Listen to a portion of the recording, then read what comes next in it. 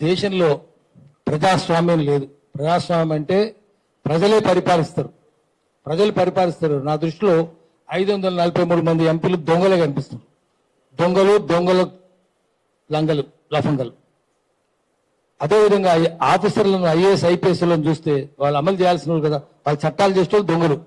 చట్టాలు అమలు చేయాల్సిన వాళ్ళు దొంగలు కాదు, కానీ దొంగలకు సద్దులు మోసే లంగలాలు. వాళ్ళు దొంగలు. కోర్టులలో ఏమున్నది? కోర్టులో ఏ న్యాయం లేదు. అది కూడా మనకు అందరికి కనిపిస్తూనే ఉంది. భోపాల్ గ్యాస్లోనే 2 లక్షల మంది చచ్చిపోతే శిక్షలు వేరు ఎవరికి?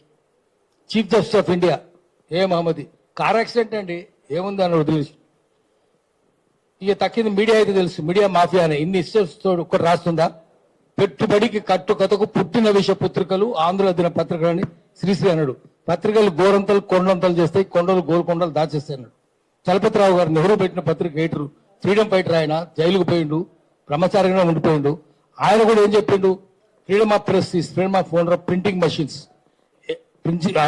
Every printing machine owner is owner of a jute mill or textile mill. Jute mill means not JUTA mill. Jute mills means జూటా మిల్, అబద్ధాల మిల్ అన్నాడు. కాబట్టి అబద్ధాల మిల్ ఎందుకు రాస్తాయి? మీ అబద్ధాలే రాస్తాయి, ఏం రాయి. అయితే ఒక చిన్న చెప్తున్నా, ఇట్లా ఇంతమందిని మోసం చేస్తుంటే రాజకీయ పార్టీలు ఏం చేస్తున్నాయి? రాజకీయ పార్టీలు మౌనంగా ఉన్నాయి. మౌనం అంటే కుమ్మక్కే.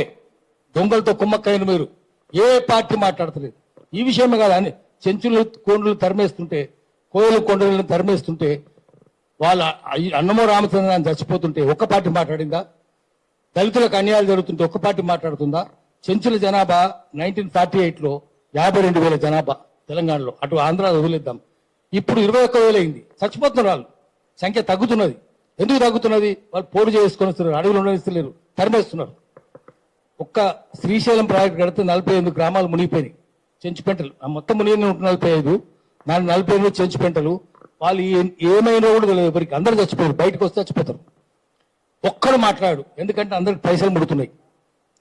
ఒక్క చివరి మాట చెప్పి ఆపేస్తా. మీరు ఏదో సంపాదించి చాలా సంతోషపడతాం అనుకుంటారు రాజకీయ నాయకులు. కుక్క చావు చేస్తారు మీరు. ఇటు పేదలను తరిమేస్తే, ఇంతకుముందు మన పృథ్వీరాజు కూడా చెప్పిండు, కుక్క చావు. ఏమైంది? నిజాం అంతమందిని చేర్పించింది కదా. ఎట్లా చచ్చిపోయిండు? ఇస్తాంబుల్లో చిన్న 2 గదుల రూము, నీళ్లు పెట్టోడు అన్నం ఇచ్చేటోడు లేడు. కుక్క సాగు చచ్చింది. ముకరం జా నిజాం మనమడు. ఇందిరాగాంధీ ఎట్లా చచ్చిపోయింది తెలిసి మనందరికీ. రాజీవ్ గాంధీ ఎట్లా చచ్చిపోయిండు? సంజయ్ గాంధీ ఎట్లా చచ్చిపోయిండు? ఎన్టీ రామారావును అల్లుళ్ళు బిడ్డలు కలిసి చెప్పులతో కొట్టారు, మనం చూసినాం. పివి నరసింహరావు పుర్రెగాళ్ళే కాలిందా? రాజశేఖర రెడ్డి శవం దొరకలే. అందరు ఇట్లనే అయింది. మీరు ఏదో అనుకుంటున్నారు, మీరు కూడా కుక్క చావు చేస్తారు, వీళ్ళందరూ మంచుకుంటారు. చివరికి వీళ్ళ గురించే మాట్లాడతారు. దొడ్డు కొమరయ్య గొర్రెలు కాసింది కదా, రేపు 4వ తారీఖు అందరు గుర్తుపెట్టుకుంటారు దొడ్డు కొమరయ్యను. దొడ్డు కొమరయ్యను చంపించినోడు ఎవడు? విష్ణు రామచంద్రారెడ్డి. సుఖరోగం చచ్చిపోయాడు. చెన్నారెడ్డి ప్రతాప్ రెడ్డి కుక్కలాగా చచ్చిపోయాడు, ఏడిపించినోడు. వాళ్ళేమంటే చచ్చిపోయింది. దొరలందరూ అంటే కుక్క సాగు చచ్చిండ్రు. ఇప్పుడేమో 21 ఏళ్ళకి చచ్చిపోయిన దొడ్డు కొమరయ్య అందరూ ఉత్సవాలు చేసుకుంటారు, వర్ధంతులు జయంతులు చేసుకుంటారు. ఆఖరికి పేదోళ్ళు మీరే ఉంటారు, మా ఎర్రగానే ఉంటాడు, ఎప్పటికీ ముత్తగానే ఉంటాడు. వీళ్ళు శాశ్వతంగా ఉంటారు. రేవంత్ రెడ్డి లాంటి వాళ్ళు ముఖ్యమంత్రులు అందరూ కుక్క సాగు చేస్తారు, ఎవరు పట్టించుకోడు.